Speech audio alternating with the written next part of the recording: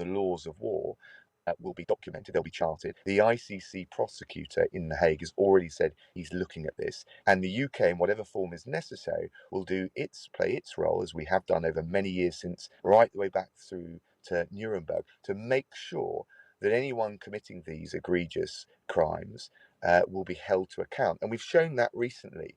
Radovan Karadzic, the butcher from the Balkans, has ended up in a British cell via The Hague for his actions. And therefore, the seed of doubt must be laid, not just in Putin's mind, but anyone following these reckless orders and engaged in the reckless attacks on civilians, that they could end up in the dock of a court and they could end up spending the rest of their days behind bars. But it will not be a quick process. Yeah, that long haul that he's talking about. And if you look at the footage of 40 miles of a convoy heading towards Kyiv at the moment, that is what was on people's minds. How long can Ukraine hold out? Will it really be on for a long time? Well, chess grandmaster, Russian dissident and chairman of the Human Rights Foundation, Garry Kasparov, is more optimistic. He told us in a very wide-ranging interview that Western sanctions would start soon to have a crippling effect on Putin. The outcome of the war is clear. The question is what price Ukrainians will pay for defeating Putin's armies, and this price could be massive. But with all the equipment that being shipped to Ukraine, I think they will build an army that will ruin Putin's armada there. But again, there could be still setbacks because, as you said, the Russian troops are desperately trying to take over Kyiv, and I'm praying for those civilians and who are staying there in besieged city. And again, I hope that in the next few days they will hold their ground, because if Putin doesn't finish this war soon enough, his army will disintegrate. That's Garry Kasparov there. Let's get more on the situation in Ukraine with the former Foreign Secretary, William Hague. Morning, William. Good morning. And Kezia Dugdale, Director of the John Smith Centre at Glasgow University, former Scottish Labour leader. Morning, Kezia. Good morning. And you can watch this on YouTube Live. If you want to go to the Times Radio's YouTube page, you can join the conversation here as well by texting 87222. Start your message with the word Times. Tweet us at Times Radio or email studio@times.radio. William, Kasparov, who knows a lot about Putin and the mindset there, his argument is that these sanctions have hit very hard. Putin has no ideological command over his people in the way that, for whatever else, Stalin and Hitler were ideological dictators. Putin is a money man. People follow him because of the wealth that he throws out to some of the people around him, and therefore he's very vulnerable to these sanctions. And Kasparov's view is that if the Ukraine can hold out for a week, that might be enough. But Dominic Raab's view is more gloomy than that. Where do you stand? Well, I'm afraid I'm a bit more on the gloomy side of that. Sorry about that. No. But of course, Kasparov knows Russia far, far better than I do. But Putin, while those observations are absolutely true, that Putin doesn't have support on the basis of ideology, he just has this, he sits at the top of a corrupt pyramid of financial and political power. Nevertheless, there are many instruments of power in that pyramid, and he has worked out how to use on the whole, how to use the modern digital world to reinforce an authoritarian state, as well as all the old methods of secret intelligence services and so on. So I don't think that it's likely that Putin will lose power in the near future. The unfortunate truth, though, is that he will think he would lose power if he didn't double down now on what he is doing. That the one thing he can't afford is to look weak. And so even though he's clearly underestimated the strength of Ukrainian resistance and the unity and speed of the West in imposing sanctions that really do make a difference, he's underestimated all that. Nevertheless, he now has to go in even deeper and harder to prove himself right and strong. I think that is that's the tragic situation we're in now. And what do you think that means in terms of Kyiv and places like that? Do you fear for them? Do you fear that we're going to see? We've heard lots of people today say that the next few days could be absolutely awful. The next few days will be awful, I think, because the negotiations that were held yesterday were really a sham on the Russian side. You know, they are not going to accept a negotiated outcome that leaves the Ukrainian government in place and most of the country not under direct Russian influence. And what is the instrument available to them? Well, the instrument is the Russian army. Now, the Russian army hasn't really distinguished itself so far, but what it's really strong in is artillery and rockets, those Grad rockets that were used against civilians in Kharkiv yesterday. And so if they want to clear a path for an army that might not be numerically strong enough to overcome the Ukrainians in house-to-house fighting, well, then they're going to clear that path with their artillery. And this is where these absolutely appalling war crimes are beginning. And I think we will see even more of them, as I say, as Putin doubles down on his situation. Kezia, that notion of doubling down on war crimes is critical, isn't it? Because we've talked about Russian off-ramps. It's a phrase that's just gaining currency now. How do you let Putin get out of this? Because there has to be a way out, you would imagine. But the problem is, if he is, as he appears to be, a war criminal, if he's doubling down, encircling Kyiv, bombing citizens, civilians, killing children, what off-ramp is available to him in the civilized world? I can't see it, and it's clear that he doesn't have a reverse gear either. As William says, he had hoped to have captured Kyiv by this point in the planning cycle and hasn't, so has no choice but to double down and to bring this convoy that's potentially 40 miles long towards Kyiv with all the destruction that flows from that. But the use of, cluster munitions that are indiscriminate in their action in a way might resolve the West to be even stronger, because our newspaper pages are now populated with the most devastating pictures of children with shrapnel in their arms and heads, with the most brutal pictures that will, I think, continue to unite the West to do all it can to respond to Putin. But I don't see how we create a situation where he will come to conclude he has no choice but to head backwards or to reverse. He's got only one direction, and that's forwards towards Kyiv at the moment. By the way, you can watch this on YouTube if you want to go to Times Radio YouTube channel. William, if you're in the Foreign Office now, would you be, when looking at the front page of the Times, Kezia makes the great point about some of the footage, but there's a little girl here dying because, her dad is next to her, saturated in blood, and she's dead next to him. And these images are going to, as you say, going to get worse. We're going to see more and more people dead. If you're sitting in the Foreign Office, do you hold your head in your hands and think, well, what can we actually do about this? We can give them armory, we can sanction Russia, but we're not actually going to be able to send anyone in that would stop this happening. Absolutely, you do sit with your head in your hands. Although, of course, we're not doing nothing. It's inevitable that we can't send our own armed forces. If NATO countries did that, then you have the confrontation between the nuclear armed powers, between the United States and Russia, and no one in the world can afford that to happen. But we can do a lot else, and I'm pleased to say the UK has been in the forefront of that. There's clearly a lot of what we politely call lethal aid getting into Ukraine. In other words, arms and weapons that they have asked for. And it's very clear that the UK, Ben Wallace in the lead on this as Defense Secretary, has been doing a lot to ensure they are receiving that assistance from other countries, as well as from us coordinating a good deal of that. And then, of course, we can help with the refugees, and I hope we will do still more on that, because this is going to be the biggest refugee crisis in Europe since 1945. With almost a comparable number of people on the move as at the end of the Second World War. So that is a most exceptional situation. And then the UK has been in the forefront of pressing for the sanctions. I'm not sure the sanctions on the SWIFT system, which are the ones that really hit the Russians, could have happened without the UK's constant agitation on this. So there is a lot you can do, but it doesn't include sending in our own army.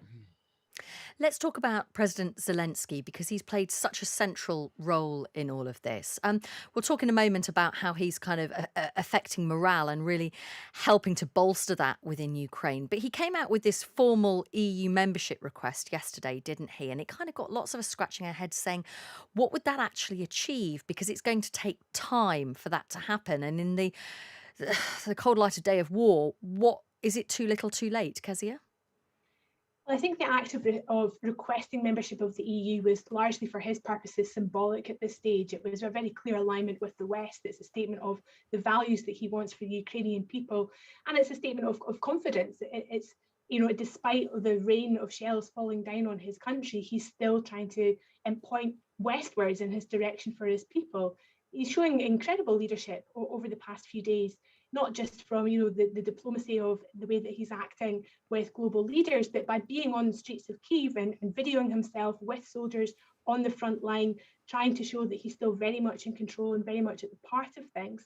Of course, that also makes him an unbelievably target for the Russian forces, and there's a great deal of concern that there might be people on the ground in Kyiv who are seeking to assassinate him. And of course, the greater his profile and the more prominent he is in the defense of Ukraine, the bigger the success that might be if the Russians were able to succeed with such an assassination attempt. So I think a great deal of resource now has to be put around ensuring that Zelensky himself is safe, because the ultimate thing that could damage the morale of the Ukrainian people would be if anything were to happen to him at this stage. William, what have you made of his leadership? I mean, there was that famous phrase, wasn't there, when the US said they were prepared to get him out of Kyiv, and he said, I need ammunition, not a ride. He really is inspiring the Ukrainian people, when in other parts of the world we've seen people flee. I'm thinking of Afghanistan. When things started to go wrong, the president got out. It's not the case in Ukraine.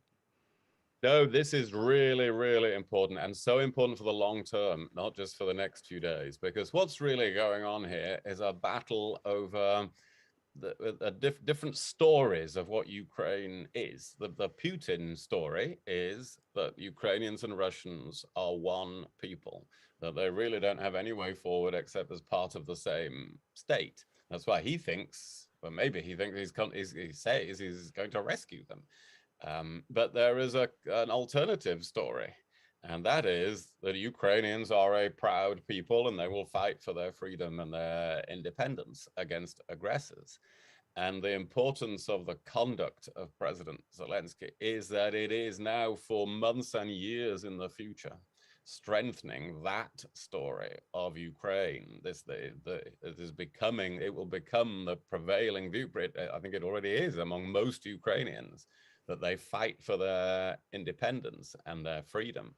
So he is really, he's not just raising morale in his capital at the moment, he's changing the perception of Ukrainians and the world about their nation, whatever happens to him in the next few days. Now, that will be a very historic achievement. And it means that Putin can't ever really win in the end, because even if he manages to conquer the whole of Ukraine, most Ukrainians will now believe in this Zelensky story of Ukrainian resistance.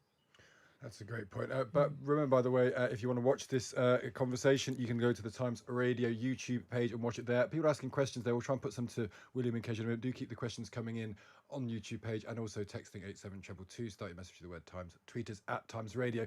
Excuse me. I want to play you something we heard earlier, because you're talking about Ukrainians fighting. There is this question, isn't there, of can British people get involved in the fight? And earlier we spoke to a guy called Joe Sterling, who's going to go to Ukraine. Yeah, it's a fight we're fighting for Ukrainians, but nationalities aside, these are people, these are kids who can't get cancer treatments because stuff can't get through hospitals. These are pensioners that are getting their homes bombed out. These are women whose husbands have been killed. It's not British and Ukrainian and Russian, it's people who need help. And I can help, so why can't I? Or why shouldn't I? It's an interesting guy. This was a fascinating interview. Kezia, Scottish, obviously. He's thoroughly determined. He wants to go and fight for lots of reasons. One was his own psychology. He's a former army man. He wants to go back to that world of simplicity, of being with your mates and relying on them. But he also felt that people need protection. He's got the skills. He supports autistic children in his day job. He's going to leave that aside for 2 weeks and go and fight in Ukraine. Is there any part of you that thinks we should be endorsing that type of attitude? Well, I wish him well, and no would be my follow-up to that. I don't think we should be encouraging large numbers of people to follow suit. He's clearly got a set of skills that he wants to put to good use, but I think for the rest of us here, there are a number of other actions we can take if we're feeling the pain of what's happening in Ukraine, and that is to support formal means to help. So there are many mechanisms by which you can make financial donations to things like the UK Association for Ukrainians. We could also put more pressure on our members of parliament here in the United Kingdom to go further, as William has said, when it comes to the refugee crisis. We're still in a situation this morning whereby Ukrainians can only come to the United Kingdom if they have a family member here. And if that family member is a close relative, and a close relative doesn't include a grandparent or a brother or sister, that sits in very stark contrast with what the European Union has committed to doing in terms of receiving Ukrainians into respective EU nations. I think if people are watching the pictures in the front of our newspapers this morning and feeling a sense of anger and helplessness, they can take direct action by making those appeals to the members of parliament nearest to them. And that would make a big difference, I think, as would maintaining the sense of unity across the West, that we must do all that we possibly can to support Zelensky in his efforts. Yeah, so it's a great point there. William, what do you think? What do you make when you hear of a story like Joe's, though? Well, it is praiseworthy in many ways, of course, that people want to help and will go and risk their lives to help. But that point about risking one's life is important. I have had experience when I was the Foreign Secretary of people who do go to war zones. Then they get into really terrible situations, and then they want to be rescued by the British government, which then involves the British government in deciding whether to risk other people's lives in order to do that. And that is the problem, that who is then responsible for a British national who normally we would try to help a British national in trouble abroad. So you soon run into some really big difficulties. And I think people like him need to know that no one is going to come to get them out. If Britain can't do that in this situation, as we discussed earlier, we're not sending our own military forces into Ukraine to rescue anybody or whatever else. That they would have to be very clear about that. Yeah, that's a good point. A couple of questions for you both, then we've got one more issue to say. Here's Gary says this, maybe for you, William. You may know, William, that one of my great bugbears is the utter futility of the UN. It sends me crazy, the Security Council, where you can veto something that's against your own interests when you're acting as a belligerent, seems to me to be completely pointless, makes the institution completely pointless. Gary asked the question, can't we just expel Russia from the United Nations and send in UN troops? After all, what's the point of the United Nations if it can't intervene in situations like this? Is there ever any moment, William, where there might be a humanitarian corridor, some sort of no-fly zone that the UN is asked to enforce, or is that always going to be stymied by Russia's veto? It is bad news again, I'm afraid. The harsh truth is that, yes, that Russia has a veto, as we have a veto, but Russia is much more free and easy about using its veto, and of course would use it in this situation against any action that Russia does not agree with. And then on top of that, you have China abstaining, and other countries that are temporary members of the Security Council, like India and Brazil, are not willing to play a helpful role on this. Not that the whole world doesn't see this in the same humanitarian terms that we do. So I'm afraid there isn't any prospect of the United Nations taking such action. There was, of course, you can think about the Korean War in the 1950s, where it was UN troops that went in, but that was because that at that point the Chinese seat was occupied by Taiwan and the Soviet Union was boycotting the deliberations, and so it was actually possible to get a resolution through to have United Nations support for military intervention. But that really was a bit of a one-off in post-war history. I don't see that being repeated in this case. Let's talk about the role of the oligarchs, because we know that the sanctions are starting to have a real effect on the Russian economy. It's estimated 116 billionaires have lost more than $126 billion. I'm not sure how much that is. That might be a drop in the ocean to them. But At what point, and is there a point, I wonder, Kezia, where you feel that the oligarchs, if they start to lose so much money, might start applying pressure on Putin at home? Or is that just wishful thinking? We've seen a little bit of that in the past 24 hours. I can see or think of 2 or 3 oligarchs who have spoken out publicly on Twitter against what Putin is doing. 3 is a small number, but it is a start. If it leads to a bit of momentum with more people feeling the need to speak out, then we might see that produce the pressure and the resistance that we need it to do on Putin's actions. I think what's really significant over the past few days is that the United Kingdom is now prepared to do things which it knows will cause its own self some degree of economic harm. We were resistant to that initially. That's why we were initially against things like using the SWIFT payment system and removing Russia from it. But now that we've taken over that line because of the seriousness of the situation, we're prepared to go further, even if it does cause us some damage at home, then we might see more of the oligarchs bolstered in their ability to speak out because they know that the UK is very serious about what it intends to do otherwise. William, do you think the oligarchs will play a role ultimately in potentially Putin's downfall? Well, as we discussed at the beginning, I think we're running on a little bit too quickly in ideas about Putin's downfall. I think, while of course I would love that to happen, and one day it will happen, I think that may be a much longer, slower process. And rich as they are, that does not really match up to somebody who commands all the levers of state power in a system where everybody is terrified of him, including all the secret services and military forces and everything else. So I think they're very worried, and it's costing them a lot now. And that's a good thing that this pressure is being applied. But I wouldn't expect dramatic results from that anytime soon. Thank you both, as ever. Such an interesting conversation we've had about all of these issues. That's William Hague, former Conservative Party leader, Foreign Secretary and Times columnist. If you want to read him, you should be reading me in the Times every Tuesday. And then at 9 o'clock, he and Kezia join us for our conversation. Kezia's also a columnist now with the Times in Scotland on a Monday. That's Kezia Dugdale, director of the John Smith Centre at Glasgow University, former Scottish Labour leader. Great to speak to them. A bit of a news flash as we've been talking. Ukrainian military officials have claimed 5,710 Russian troops have been killed in the first 5 days of fighting in the country. In a video message posted to Facebook, a spokesperson for the country's general staff added that over 200 Russian soldiers have been taken captive by Ukrainian forces. These figures have not been independently verified, but the UK Defence Ministry believes Moscow's forces have suffered heavy losses during the invasion of Ukraine. The question that will now follow, of course, is how many losses are they willing to sustain in the battle for Kharkiv or Kyiv, for example. You're listening to Times Radio Breakfast. It's 9:31. Let's get the latest news now with Rachel Jewell. Across the UK, on DAB, online and on your smart speaker. This is Times Radio. Morning. Thanks, Chloe. Good morning. Ukraine's foreign minister is pleading with world leaders to increase pressure on Vladimir Putin, accusing him of committing war crimes.